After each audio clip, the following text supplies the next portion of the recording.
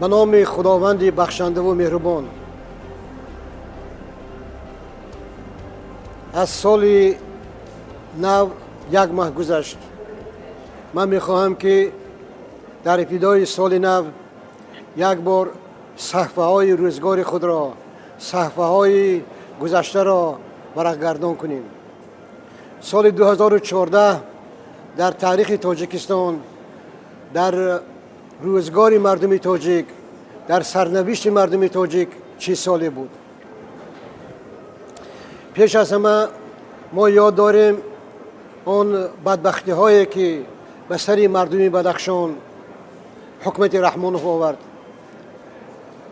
فشار به مردم بدخشان در این سال خیلی زیاد بود. مردم را به خاطر از حقوق خودشان دفاع کردن، آنها چند نفر را در خاروق، در شهر خاروق کشتند. شهیدان خاروق، روح شهیدان خاروق مردم را به میدان کشید. اصلا مقصد رحمانوف آن بود که در خاروق باز یک بار کوشش کند که میان ناموس، میان مقاومت، میان عدالت را در بدخشان بشکند. اما تنها ایستادگری، تنها متانت و تنها جسارت مردم بدخشان بود که رحمانوف یک پاوزه گرفت، یک سکوت ورزید. اما این سکوت رحمانوف نه معنای تسلیم شدن را دارد، نه معنای صلح کردن را. رحمانوف کسی را نمی بخشد و جنگ رحمانوف و مقابل بدخشان و مردم بدخشان در سال نو هم حتما دوام خواهد یافت. بدبختی دیگر این در شمال تاجیکستان به وقوع پیوست و جنگ ها و نبردها در سرحد قرقیزستان و تاجیکستان در اسفره دوام داشتند و بدبختانه در این جنگ اعلام نشده هم چندین نفر از مردم تاجیکستان شهید شدند، کشته شدند و خانه های مردم سوختند. و این هم یک بدبختی رحمانوف بود که نتانست که با قرقیزها زبان یابد و مسئله را حل کند. چرا رحمانوف از قرقیزها میترسد؟ برای آنکه به واسطه قرقیزستان دختر رحمانوف، تهمینه رحمانوف، پسر رحمانوف، رستم رحمانوف و خویش تبارای رحمانوف به طور قاچاق یعنی کنترابند از قرقیزستان بار میگذرانند. قطار ماشین های تهمینه هر روز در این راه میتونید ببینید. قطار ماشین های بنزین کش، قطار ماشین های بارکش. فقط به خاطر همین چیز رحمانوف نتوانست که به حکومت قرقیزستان زبان یابد و بدبختانه مشکلی بین قرقیزستان و مشکل بین تاجیکستان در سال نو هم دوام خواهد یافت. چیز مهمی دیگری که بود در سال گذشته این بیداری مهاجران بود. مهاجران تاجیکستان، مهاجران تاجیکستانی در شهرهای گوناگون روسیه به پا خستند، میتینگ ها تشکیل کردند، گردهمایی ها تشکیل کردند، استعفای رحمانوف طلب کردند و دعوت و صدا بلند کردند که ما دیگر نمیخواهیم چنین یک زندگی داشته باشیم. عاقبت چه شد؟ رحمانوف در تمام تریتوری روسیه وزیر فرزندان تاجیک شکار اعلان کرد. بسیار بچه ها حبس شدند، بسیار بچه ها را بازداشت کردند. از جمله یکی از جوانان بسیار فعال، جوانان مبارز، جوان عدالتخواه مقصود ابراهیموف را اول جیله جنایتی کشادند، بازداشت کردند.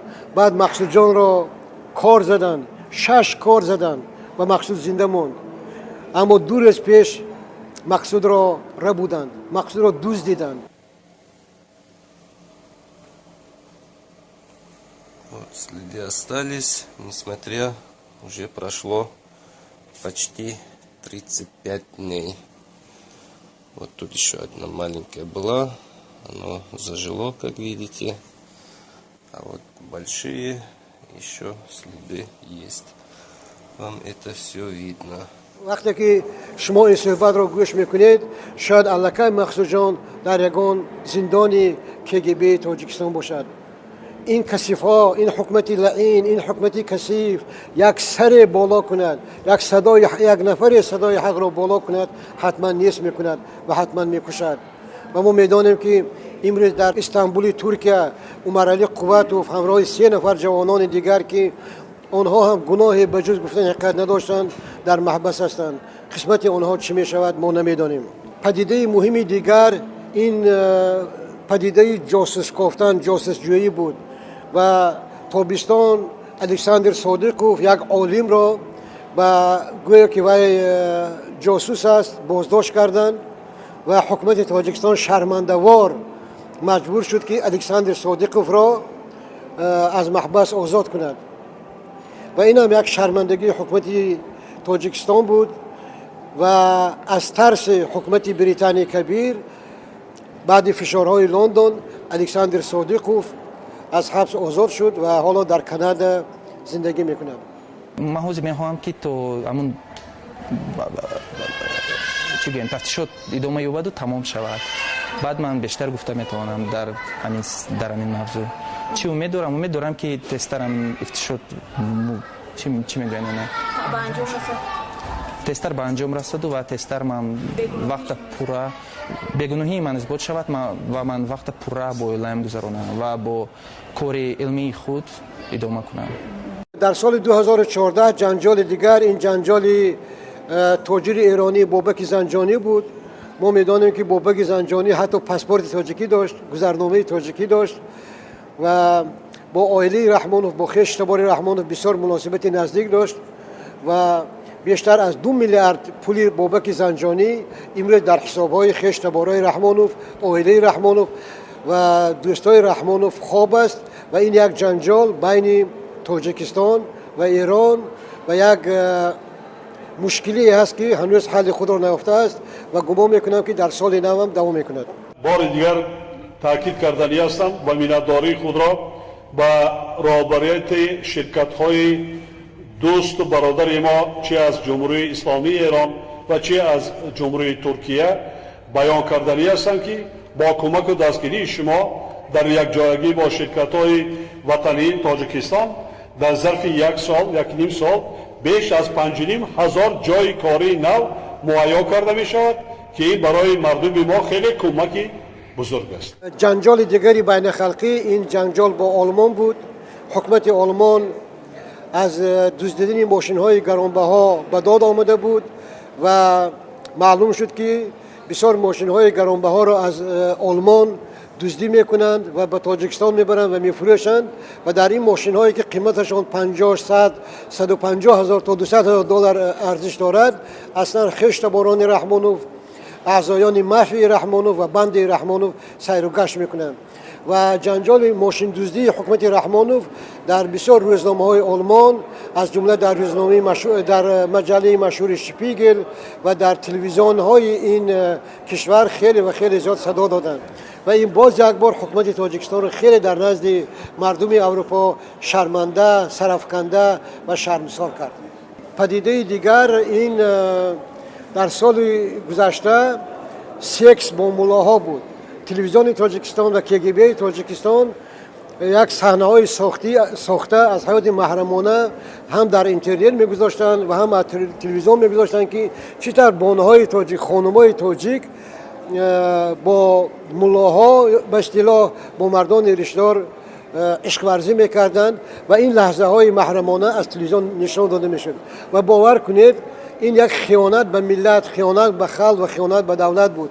تمام دنیا مردم تاجیک را همچون یک مردم پس فطرت، هم یک مردم بد اخلاق، مردم بی‌سواد، مردمی که مقدسات ندارند قبول کردند.